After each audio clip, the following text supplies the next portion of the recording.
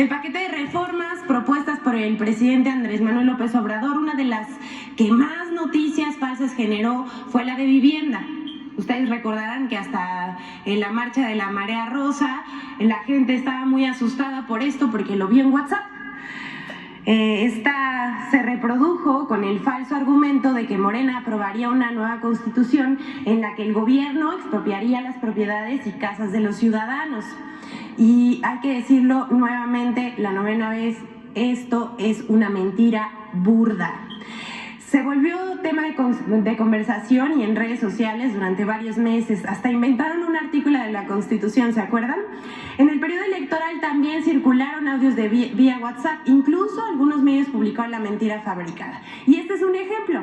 Radio Fórmula, el pasado 8 de junio, entrevistó a una abogada de nombre Claudia de Buenuna, quien señaló que con la reforma se quiere eliminar la propiedad privada, así lo dijo ella, y siguiendo el hilo de la desinformación repitió el mismo argumento, que se reformaría un artículo que no existe en la Constitución. Vaya expertos los que entrevistan en la radio. La señora de Buenuna mintió al decir que quienes rentan perderían su casa, que las rentas serían parte del pago y que eso generaría una crisis, pues según ella ya nadie iba a querer rentar. Toda una fantasía y un montón de mentiras, porque no presenta ni una prueba. Y su fuente creemos que es la de los deseos, porque el tema, decimos nosotros, no son las declaraciones de la supuesta experta, porque finalmente ella está ejerciendo su derecho a la libertad de expresión. El problema es que un medio que se supone es serio le da cabida a la desinformación como si fuera verdad. Esto no es informar, es difundir mentiras y también ser irresponsable con sus audiencias. Pero bueno, aprovechamos el tema para destacar lo que sí propone la reforma de vivienda, que el Infonavit, primero, pueda destinar recursos para la construcción directa de vivienda. Además, reconoce el derecho a la vivienda en arrendamiento a través de una renta social que equivale al 30% del salario del trabajador. Después de 10 años, el trabajador podrá comprar la vivienda en arrendamiento a un costo reducido, tomando en cuenta las rentas pagadas. Esto se logra con un acuerdo entre el Infonavit y el arrendatario y no involucra la renta de manera particular, es decir, las personas que tienen una propiedad y la rentan, esto no aplica para ellos, es un acuerdo entre la Infonavit y los que son beneficiarios. No está en riesgo la propiedad privada, una vez más. Y bueno, ahí que quede. Hasta aquí está este desmentido, pero ahora nos toca, muy lamentablemente, desmentir a un ministro de la Corte, porque un ministro fue al ataque contra la reforma al Poder Judicial. Quizás ustedes lo vieron, pero si no, a todas y todos los que nos están viendo, el ministro de la Corte el ministro de la Suprema Corte de Justicia de la Nación, Luis María Aguilar, se lanzó con todo contra la reforma al Poder Judicial. El señor, convertido en juez y parte, el ministro Aguilar, critica la reforma lanzando la mentira de que se perderá la autonomía del Poder Judicial y que se entraría en una etapa de autoritarismo. Eso dijo. Todo esto es falso, lo desmentimos. Luis María Aguilar Morales es el ministro que guardó 10 meses el expediente de una televisora que no le gusta pagar impuestos. El monto, 25,000 millones de pesos. Así, lo guardó en su escritorio.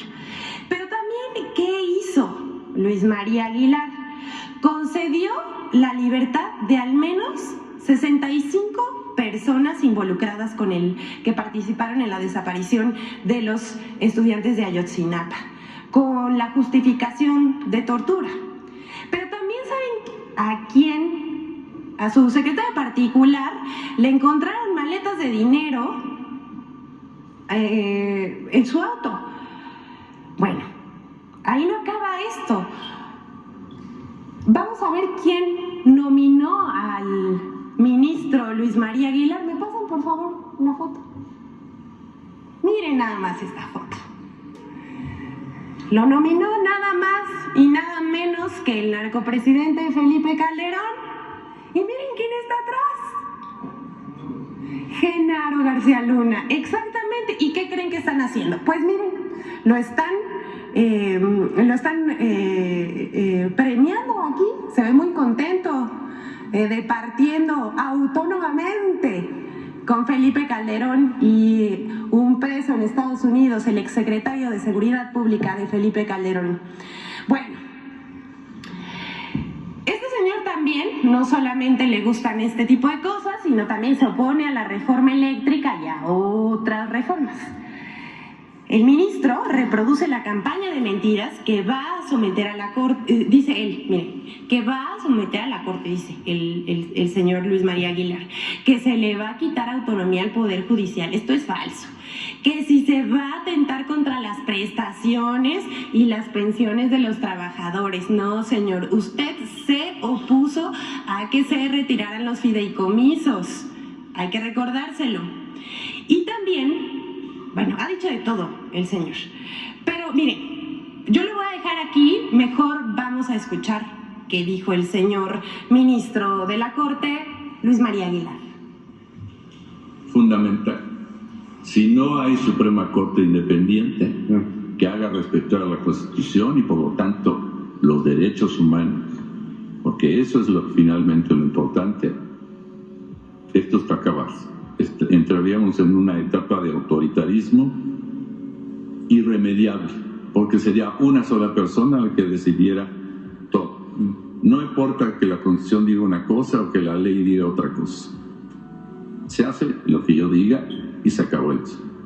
Y si no hay una Suprema Corte que pueda decirle, momento, eso no puedes hacer, eso es indebido o esa ley es inconstitucional, pues entonces vamos a suponer que no hubiera una Corte independiente y que se dicta una ley inconstitucional, que si no se puede invalidar la ley, pues se va a quedar y se tiene que cumplir y acatar. Eso es una barbaridad, una barbaridad. La Suprema Corte es fundamental en la vida de México, de la democracia, de la división de poderes real. No, los ministros no somos actores políticos, no podemos ni debemos estar saliendo a hacer declaraciones o confrontaciones. Nuestras decisiones son lo que marcan el camino.